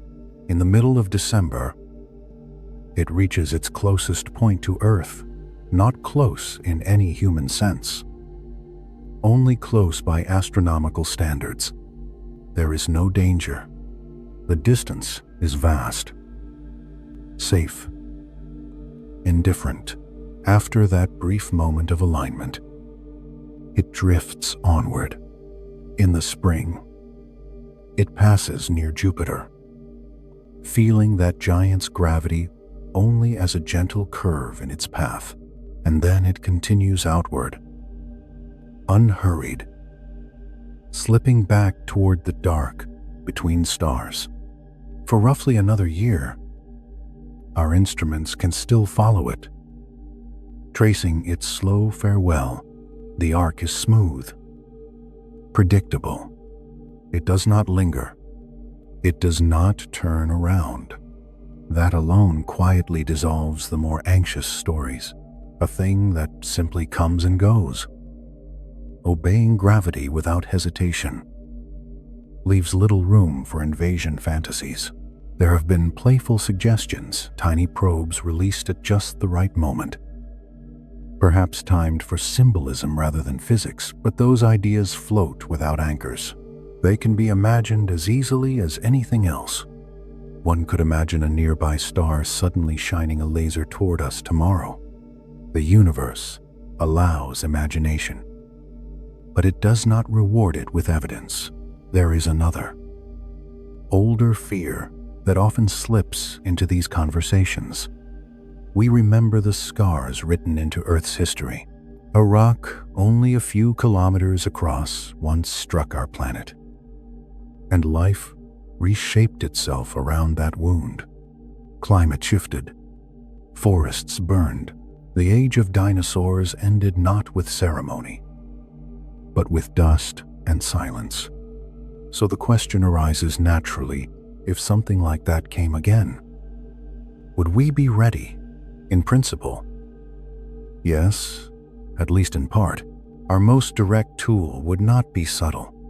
Nuclear devices remain the strongest option we have, but the goal would not be destruction. Shattering an object only creates a cloud of fragments still racing toward Earth. Instead, the strategy is gentler than it sounds. A detonation nearby, off to one side, would act like a firm nudge, change the path just enough, early enough, and the miss becomes wide. If there is time, years instead of weeks, the solutions grow quieter. Sunlight itself becomes an ally. An asteroid slowly absorbs and re-emits heat. Alter its surface. Paint one side brighter, and the balance shifts. Radiation pressure does the rest. Patiently, invisibly, over long spans of time, with enough notice. Even paint can save a planet. The deeper worry with interstellar visitors is speed. They move faster than most objects bound to our sun. A smaller one, perhaps only 100 meters across, could still erase a city, and it would be much harder to see. At those velocities, detection might come only weeks before arrival. That is when coordination matters, when hesitation becomes costly. Sometimes, people wonder whether a shared threat would finally bring humanity together. It is a fragile hope, but not an unreasonable one. There is something clarifying about a single object, one trajectory, one outcome that cannot be argued away. As the discussion returns to the list of supposed anomalies, the tone softens. Some features are indeed unusual, but unusual compared to what? 2 other objects? 3. At most, patterns need time. They need numbers. What looks extreme today often becomes ordinary once the sample grows. Another point gestures toward an old mystery, a radio signal detected decades ago. A sudden spike from a quiet part of the sky. It was never repeated. It remains unexplained. The temptation to draw lines between unrelated phenomena is strong, especially when the universe feels vast and lonely. But angles on the sky deceive. A separation of 9 degrees sounds small when measured with a fingertip held at arm's length. Across the galaxy, it is immense. Tens of thousands of light years. Coincidence thins out quickly at that scale. There is also the matter of brightness. Yes, it brightened quickly near its closest pass to the sun, but it is moving quickly. Heat accumulates faster. Ice responds accordingly. The color, slightly bluer than expected, emerges from stitched observations. Interpretations layered atop data. Interesting. Yes. Unnatural. No. Then comes mass loss. Comets shed themselves, As they pass stars, ice becomes vapor. Dust escapes. This is not failure or malfunction. It is identity. To expect otherwise would be stranger.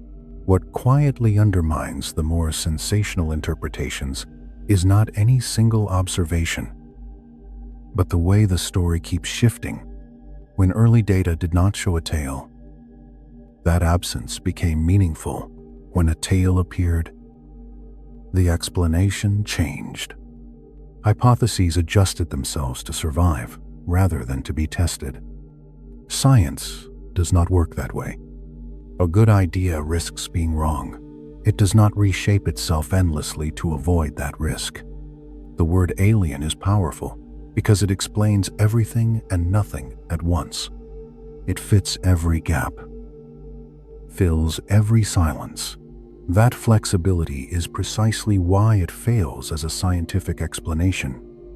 If an idea can never be disproven, it cannot be confirmed either. Extraordinary claims ask for extraordinary clarity, not probability estimates massaged by selective choices, not lists that grow longer as contradictions appear, but something unmistakable, a maneuver no natural object could perform, a signal addressed, not inferred, a break in physics. Clean and undeniable.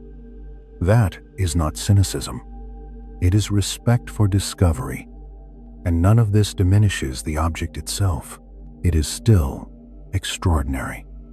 It is still a fragment of another star system, shaped under different conditions, carrying information we could never otherwise touch. If we could meet such an object with a spacecraft, land gently, bring a sample home, it would change planetary science forever. Even life, simple and microbial, is not an impossible dream in that context. We already hold rocks from Mars in our hands without having walked there. Nature delivers them to us. Interstellar objects extend that generosity further, offering shortcuts across distances that would otherwise defeat us. That is where the real wonder rests, not in secret intent, but in quiet exchange. The universe passing us pieces of itself, asking only that we look carefully. Skepticism does not close doors. It keeps them from swinging wildly in the dark. Curiosity guided by restraint is not smaller, it is stronger. It builds understanding that lasts. Disagreement, when it remains respectful, is part of that strength. Pushing boundaries matters. Challenging assumptions matters, but so does letting evidence lead, even when it leads away from the story we hoped for. Science, at its best, is not a battle between beliefs. It is a shared effort to listen more closely to what reality is already saying. The way progress unfolds in science is not so different from how it unfolds in life. It often comes through repetition, through missteps that are not mistakes so much as necessary trials. An idea may fail once or twice before the shape of the truth begins to show itself. If every failure were treated as a permanent mark, curiosity would learn to stay quiet. Nothing bold would ever be attempted again. That is why it matters how disagreement is held. Even when an argument turns out to be wrong, the act of pushing it forward still has value. It tests boundaries. It sharpens tools, and sometimes it clears the path for a later discovery that no one else would have noticed. The danger is not in being wrong. The danger is in deciding too early who deserves to be listened to and who does not. Evidence should always be the gatekeeper. When it is strong, it deserves attention, no matter who brings it. When it is weak, it should be questioned. No matter how appealing the story sounds, that balance is not complicated, but it requires patience. It asks for humility from everyone involved. That patience often begins early. For some, it starts in childhood, long before equations or telescopes enter the picture. A fascination with planets, a quiet awe at the idea that stars are not pinpricks, but suns in their own right, stories of distant worlds, imagined first through science fiction, then slowly replaced by the real strangeness of reality itself. A good teacher can make that shift happen.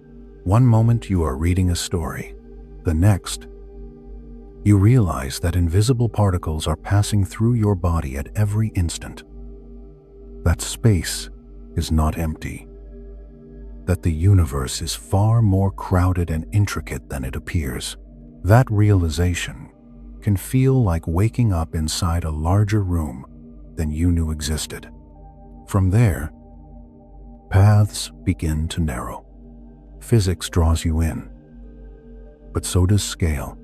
In some fields, progress demands enormous machines, massive collaborations, budgets that stretch into the billions. Each individual contribution becomes small, precise, but deeply embedded in a structure too large to see all at once. Astronomy offers something different. The universe is generous. There are more stars in our galaxy than there are people on Earth. Enough mysteries to go around. Enough room for one mind to spend a lifetime with a small corner of the sky and never exhaust it. That sense that discovery is not scarce is quietly liberating. Within that vastness sits a particular class of worlds that has reshaped how we think about our place in the cosmos. Planets that do not belong to our sun. Planets orbiting other stars. Exoplanets. The idea is simple. A planet beyond our solar system. But the implications are not. For most of human history, planets were thought of as a small, familiar set, a handful of neighbors. Now, thousands are known, and each one expands the definition of what a planetary system can be. Finding them is an act of patience. These worlds are too distant to photograph directly in most cases. Star and planet blur into a single point of light. So instead of images, astronomers watch for shadows. A planet passes in front of its star, and for a brief moment, the light dims. Not much, often less than 1%, but it is enough. That tiny dip repeats. Every 10 days, every 20, every few hundred. Regularity is the signature. A rhythm that tells you something is circling. Faithfully. Over and over again. From that rhythm, an orbit is revealed. A year. Measured not in seasons, but in shadows. Size matters here. A larger planet blocks more light. A planet twice the diameter blocks 4 times as much. Giants are easy to spot. Small, rocky worlds take longer. They hide better, but even they leave traces if watched long enough. Carefully enough, among the many systems discovered, one has become almost legendary. A small, dim star, far cooler than the sun. Around it, 7 planets, all roughly the size of Earth, packed tightly, closer together than Mercury ever comes to our star. A system where hopping from world to world would be, on cosmic scales, effortless. 3 of those planets sit in a region where temperatures could allow liquid water, Not too hot, not too cold. A gentle band where life, at least as we understand it, could find a foothold. The star is faint and red. Its light soft and persistent. The system is nearby, only about 30 light years away. Close enough to invite attention, close enough to inspire long nights of observation. Powerful telescopes now linger there, watching transits with extraordinary precision as a planet crosses its star. Some starlight filters through whatever atmosphere it may have. Molecules leave fingerprints in that light. Oxygen, carbon dioxide, water vapor, each one a whisper. Barely detectable, but meaningful. So far, the innermost planets appear stripped bare, their atmospheres likely lost to stellar activity, peeled away over time. Others remain uncertain. Data accumulates slowly. No declarations yet, just careful listening. This is how the search unfolds. Not with certainty, but with narrowing questions. Not with spectacle, but with accumulation. Each observation adds weight, not drama. And that rhythm, the steady gathering of evidence, is what carries science forward. Not belief, not hope alone, but the willingness to watch, to doubt, to wait.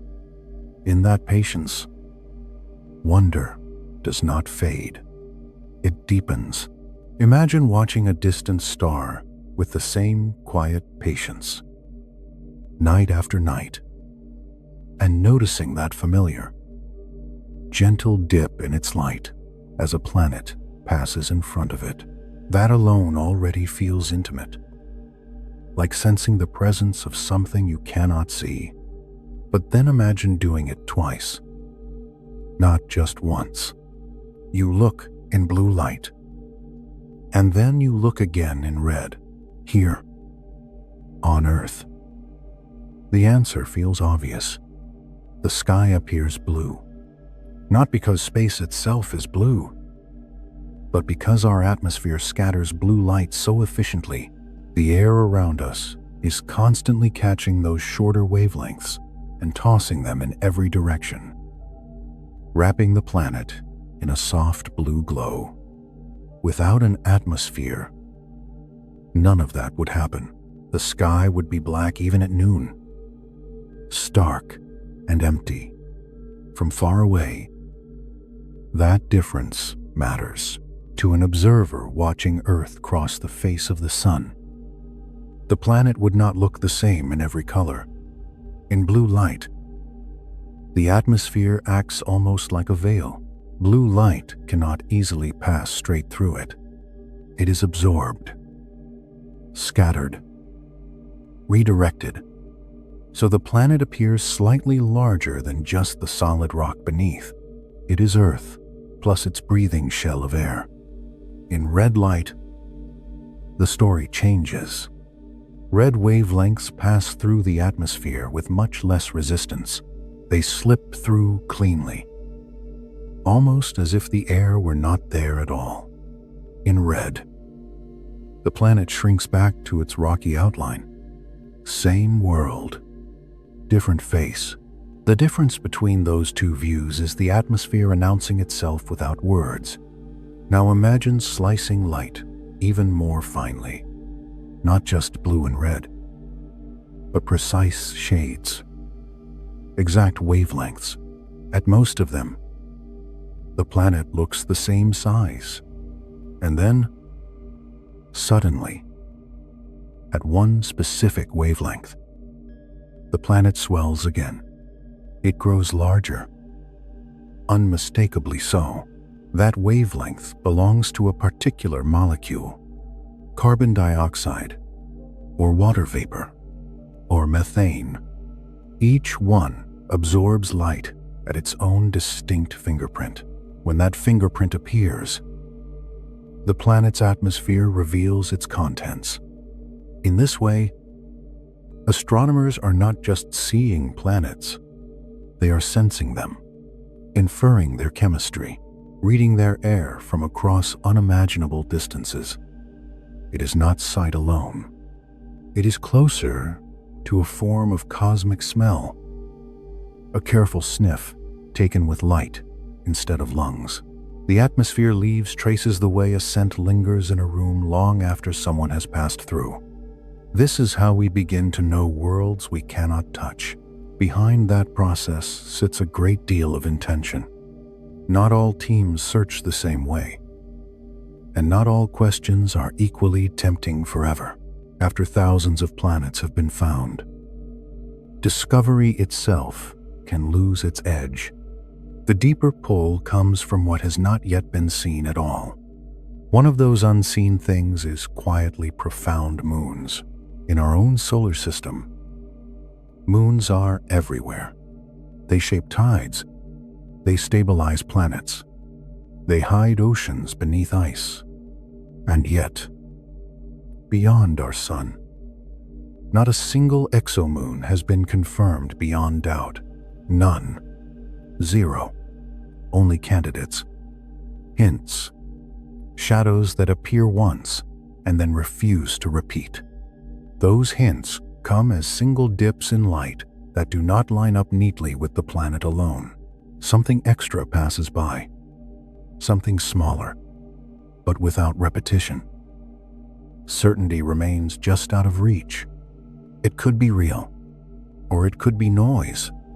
A tremor in the instrument, a coincidence written into the data. Still, the idea lingers. Moons could be homes in their own right, entire ecosystems circling giant planets.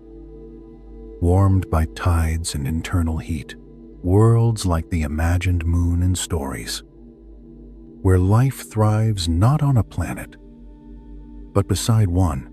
It is even possible that across the universe, most living beings would look at planets the way we look at barren rocks, and reserve their attention for moons instead.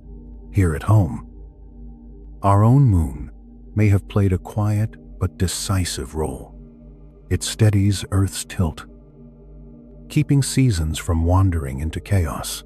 Without it, the planet's axis could drift wildly over time, turning poles toward the sun, plunging continents into extreme cycles of heat and cold. The moon also drives tides, which rise and fall with comforting regularity now, but were once far more dramatic. Long ago, when the moon was much closer, it loomed enormous in the sky. Tides surged across vast stretches of land. Shallow pools formed and vanished over and over again, concentrating chemicals, drying them, flooding them anew. Those cycles may have helped life take its first uncertain steps. Not convenient for comfort, perhaps, but fertile for beginnings. These influences matter when we interpret distant worlds. One of the strongest signs astronomers look for is oxygen, because on Earth it is tied so closely to life. But oxygen can form without biology. Through the splitting of water by intense light, methane, too, can exist without life. A planet with oxygen and methane together looks promising, but add a moon rich in methane, like Titan around Saturn, and the picture becomes deceptive. A lifeless planet could masquerade as alive, its moon quietly tipping the balance, without knowing whether a moon is present. Interpretation becomes fragile. A single unresolved dot of light may hide more complexity than it reveals. That is why moons matter, not just as curiosities, but as context. And beyond all of this waits a deeper ambition. One day, humanity hopes to take an image of another Earth. Not a graph, not a spectrum. A picture, a faint, pale point suspended beside its star. Something like the image of our own planet taken long ago from the edge of the solar system, where Earth appears as a soft blue whisper, barely distinguishable from the darkness around it. That is likely what another inhabited world will first look like to us. A single pixel, a suggestion rather than a declaration. Interpreting that pixel correctly will demand everything we have learned about atmospheres, about chemistry, about moons, about context. Even then, uncertainty will remain, but it will be a gentler uncertainty, one that invites patience rather than speculation. When planets have multiple moons, the possibilities multiply further. Their interactions can stir interiors, heat oceans, lock resonances into place. Around Jupiter, the great moons dance in a gravitational rhythm, tugging on one another, shaping volcanic worlds and icy seas. In other systems, similar dances could nurture environments we have not yet imagined. So the search continues, quietly and carefully, not rushed, not dramatic, just a steady listening to starlight as it passes through alien skies, carrying with it the faintest hints of worlds that may, one day, feel less distant than they do now. Io offers a gentle lesson in how motion and tension can quietly shape a world. It orbits Jupiter while being pulled and stretched from multiple directions at once. Caught between the planet's immense gravity and the subtle tugs of neighboring moons, that constant flexing kneads the rock beneath its surface like warm clay. Over time, heat builds, pressure finds cracks, volcanoes awaken. The moon glows with lava not because it chose violence, but because it cannot relax. None of this is fixed forever. Moons drift, orbits evolve. Even our own moon is slowly moving away from Earth. By about 1 inch each year. It sounds trivial, almost tender. But across billions of years, it adds up. Long ago, the moon loomed far larger in the sky. Far ahead, it will appear smaller. One quiet consequence of that slow retreat is that total solar eclipses will eventually fade from our future. The moon will no longer perfectly cover the sun. The alignment that feels so natural now will pass. There is something strangely poetic in that. The fact that the moon and sun appear almost exactly the same size from Earth's surface, and that their paths align just so, feels improbably delicate.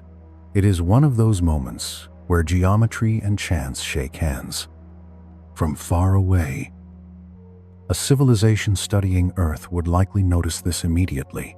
A planet with a large stabilizing moon. Precise eclipses. Tidus. Seasons. Chemistry balanced just so there are signals here. Subtle ones, but unmistakable. That is why the idea that Earth would be uninteresting to outside observers feels unlikely, even within what we already know. Our solar system is unusual. Giant planets like Jupiter are not common companions. Only a small fraction of stars host one. And here we have two, but then again, our knowledge is still thin. A handful of thousands of planets measured against a universe that may contain numbers so large they resist intuition. When imagination stretches to civilizations unimaginably advanced, speculation becomes slippery. At that scale, intentions, aesthetics, Even curiosity itself may not resemble ours. Arthur C. Clarke once suggested that sufficiently advanced technology would look like magic. Carl Schroeder offered a quieter twist. Sufficiently advanced aliens might be indistinguishable from nature. If something is far enough beyond comprehension, it does not announce itself. It simply is. The Milky Way looks natural to us because we have learned to tell ourselves a story about how it formed. But our certainty rests on an assumption that the universe is governed entirely by natural processes. That assumption has served us well. It allows predictions. It lets semiconductors work. Aircraft fly. Signals travel. It is the backbone of science. Yet, on the largest scales, it remains an assumption. There is an unease here that borders on wonder. What if the rules themselves are not arbitrary? What if they are tuned? Certain numbers in physics sit in extraordinarily narrow ranges. The masses of fundamental particles differ by tiny fractions. Change them slightly, and atoms could not exist. Chemistry would collapse before it began. Life would never find a foothold. These balances are not unique. There are many such constants, each delicately poised. One response is philosophical to imagine a creator, a designer, a guiding hand. Another response stays within physics and proposes abundance instead of intention. Perhaps there are countless universes, each with different rules. Most are sterile. Some collapse instantly. A few allow complexity. And naturally, we find ourselves in one of those few because nowhere else could observers arise to ask the question. This idea, the multiverse, is not mere fantasy. It emerges naturally from certain mathematical frameworks, especially those describing the universe's earliest moments. Inflation, a brief, explosive expansion shortly after the beginning, explains why space looks so smooth and uniform in all directions. The leftover glow from that time, the cosmic microwave background, arrives at nearly the same temperature from every part of the sky. Inflation helps make sense of that quiet symmetry. Some versions of inflation suggest it never fully stops. Instead, different regions peel off into their own expanding bubbles, each with its own physical constants. If that picture is correct, then fine-tuning is not surprising. It is selective. We are here because here works. Evidence for this remains indirect. Subtle patterns in ancient light, careful measurements that brush up against the limits of instrumentation. Researchers have searched for telltale signs, scars where one bubble universe might have brushed against another. But so far, nothing conclusive has emerged. Absence of proof is not proof of absence. It simply asks for patience. In the meantime, attention returns to nearer mysteries. Worlds we can almost touch with data. Moons sculpted by gravity. Planets wrapped in fragile atmospheres. Starlight filtered through alien skies. Each observation adds texture, not certainty. Understanding grows, not in leaps, but in layers. And perhaps that is enough for now. To keep listening, to keep measuring, to allow the universe to remain larger than our explanations, while still welcoming the quiet clarity science offers when it can. Faint patterns remain woven into the oldest light in the universe, and they whisper something quietly unsettling. There are gentle correlations between regions of space that sit impossibly far apart. Places that, by the rules we know today, should never have shared a moment or exchanged information. Even if we imagine turning the cosmic clock backward, light itself would not have had enough time to travel between them before the universe stretched too wide. This is where the idea of inflation enters softly, not as spectacle, but as a careful explanation. It suggests that in the universe's earliest instant, space itself expanded at an extraordinary rate, not objects racing faster than light, but the fabric between them growing faster than anything could cross. In that brief opening moment, everything was close enough to feel everything else. Then expansion slowed. The universe settled, and those once neighboring regions were carried far apart, still carrying faint echoes of that early contact. Other possibilities have been imagined. Perhaps the speed of light was different long ago, faster than it is now. But ideas like that unravel too many other threads at once, breaking structures that otherwise hold together. Inflation, for all its boldness, fits more cleanly. It explains what we see and, importantly, it made predictions that later observations quietly confirmed. One of those predictions involves subtle ripples, gravitational waves, left behind from the universe's earliest moments. They would be like a lingering tremor after a sudden breath. The search for them has been long and patient. While the picture is not yet complete, the evidence we do have increasingly points in inflation's direction. The cosmic microwave background, glowing almost uniformly in every direction, carries patterns that inflation anticipated decades before we could measure them. But inflation rarely comes alone. Almost inevitably, it brings with it the idea of a multiverse. In many models, inflation does not stop everywhere at once. Some regions settle into calm, forming universes like ours, while other regions continue expanding. The result is a vast collection of cosmic bubbles, each potentially with its own rules, its own constants, its own story. Here, science reaches a delicate edge, a universe beyond our universe. By definition, cannot be directly tested. There is no experiment we can run that steps outside of everything. No signal can cross from one bubble to another, at least not in any way we understand. This raises a quiet but serious question. When an idea cannot be tested even in principle, does it still belong to science? Or has it drifted into philosophy? That question is not a rejection. It is a pause. If one day interaction became possible, if evidence of another universe could leave a measurable imprint, then science would expand to meet it.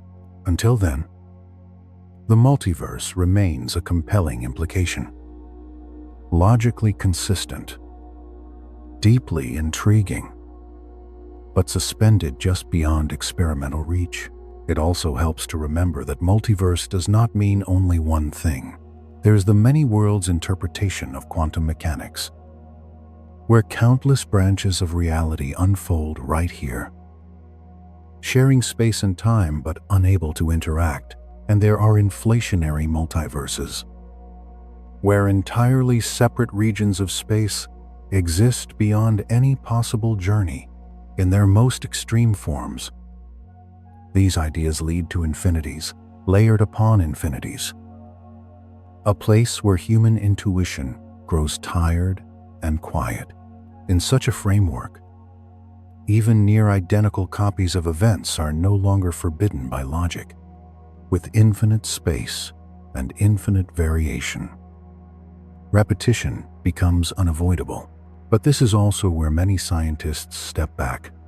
The further we drift from observation, the more carefully we must distinguish between mathematical possibility and physical reality. Inflation itself remains solid. It explains real measurements. It predicted features we later observed. That success stands on its own. The multiverse is a consequence, not the foundation. And it carries far more philosophical weight than empirical certainty when speculation stretches further toward simulations. Miracles or hidden designers, science becomes cautious. It does not forbid wonder, but it asks for discipline, a hypothesis that can explain everything. Paradoxically, explains nothing well. If any outcome can be waved away by an invisible agent, there is no longer a way to learn which explanations are truly correct. Even the idea of an alien begins to blur when time enters the conversation. A person who leaves Earth experiences only a few years near extreme gravity and returns to a world that has aged decades would feel utterly foreign, not because of distance, but because of time. In that sense, strangeness does not require other stars. Traveling forward in time is something the universe already allows. Traveling backward is where problems begin. When physicists follow those paths carefully, they lead to instability, feedback loops, particles duplicating themselves endlessly, energy piling up without limit. Stephen Hawking described it like the screech between a microphone and a speaker, except here the sound is gravity. And it grows violent enough to destroy the very structure that allows the loop. Perhaps the universe has gentle but firm safeguards, not out of restriction, but out of necessity. A reality that allows every paradox at once would not last long. Consistency may not be optional. It may be the price of existence itself. And so science continues at a slow, thoughtful pace. It does not rush to close every door. Some questions are left open. Resting in the quiet, the universe keeps offering clues one photon at a time. One faint ripple after another, waiting for listeners, patient enough not to force answers before the evidence is ready to speak. Once you begin allowing backward time travel, the logical cost rises very quickly. Every attempt to fix a paradox seems to demand a new kind of universe. Not the Everett-style branching of quantum mechanics, not the inflationary bubbles of cosmology, but yet another category entirely, invented solely to rescue the idea that the past can be changed. Each rescue requires another exception, another miracle, another layer of explanation stacked on top of the last. At some point, you have to ask how many miracles you are willing to accept before breakfast just to keep a single idea alive. For that reason alone, reverse time machines appear deeply implausible. They collide with causality, conservation of energy, and the internal consistency of physics itself. Traveling forward in time is easy. The universe already allows it through relativistic effects. Traveling backward, altering events that already happened, seems not merely difficult, but prohibited, not by human limitation, but by the structure of reality itself. Time travel remains endlessly fascinating. You could talk about it for days, loop the conversation back on itself, imagine endless variations. But curiosity alone is not enough. Nature has a habit of quietly closing doors that would otherwise tear everything apart.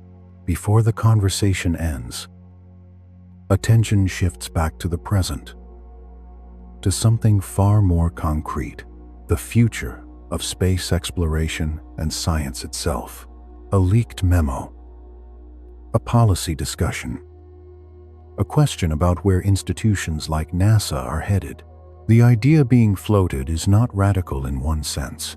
NASA has always worked with contractors, but it signals a deeper shift. Greater reliance on private industry, more incentives, more partnership, less direct expansion of government itself. In many ways, this collaboration already works. Rockets, spacecraft, launch systems. These have long been built by private companies. If industry can reduce costs and increase capability, that is a win for everyone. Fewer dollars wasted means more missions launched, more data gathered, more chances to explore. But there is a quiet danger hiding in the margins, and it concerns fundamental science. Private industry is excellent at solving problems with near-term returns. Communications, transportation, energy, medicine. These investments make sense within a human lifetime, but questions about the origin of the universe, the nature of dark matter, or the search for distant worlds do not offer quarterly profits. There is no realistic business model for discovering how space-time began. The only motivation for funding such work is curiosity, legacy, and belief in future generations. That has always been the role of public science. It is multi-generational by design. When Maxwell wrote down his equations, no one imagined smartphones. When quantum mechanics was developed in the early 20th century, no one foresaw modern computing. Yet nearly all contemporary technology rests on those foundations. Fundamental science rarely looks useful at first. It becomes useful later, often in ways no one could predict. If discovery were left entirely to private incentives, much of that work would simply vanish. Exoplanet surveys, cosmology, deep space astronomy, these are not luxuries. But they would be treated as such if judged only by immediate economic return. And losing them would not just slow progress, it would hollow out something essential. The reason we do science is not so different from the reason we make art. People play music, paint, write stories, not because they are strictly necessary for survival, but because they enrich life. A world focused only on efficiency and profit would still function, but it would feel smaller, thinner, less human. Curiosity is not optional. It is part of who we are. That curiosity is also contagious. Astronomy, in particular, has always been a gateway. A young person hears about distant galaxies or alien worlds and suddenly realizes that science is not just equations on a page. It is exploration. It is wonder. It is the thrill of realizing how vast reality really is. Many will not become astronomers. They may become engineers, programmers, doctors, or artists. But that first spark matters. Keeping that spark alive requires storytellers as much as institutions. Scientists who step outside their laboratories and speak to the public. Podcasts, books, videos, conversations that make abstract ideas feel real. Somewhere, a teenager is listening for the first time, hearing that the universe is bigger and stranger than they ever imagined. That moment can change a life. Balancing public investment and private innovation is not about choosing one over the other. It is about recognizing that each serves a different purpose. Industry builds efficiently. Government protects curiosity. When those roles blur too much, something fragile gets lost. As the conversation winds down, attention turns inward again. Sabbaticals, writing, reflection, a book slowly taking shape, one that asks where humanity fits in the universe, what we have learned from past mistakes, and whether Earth may be more special than we realize. Not special in a mystical sense, but special in its alignment, its history, its rare combination of circumstances. The work is unfinished, perhaps a third written, ideas still forming, questions still open. That, too, feels appropriate. The universe does not rush its answers, and neither should we. In the end, there is no dramatic conclusion, no final revelation, just a quiet reminder of why this all matters. Curiosity is not a distraction from real life. It is one of the things that makes life real. Without it, we are only surviving. With it, we are exploring. And exploration, whether through telescopes, equations, music, or words, is how we leave something meaningful behind.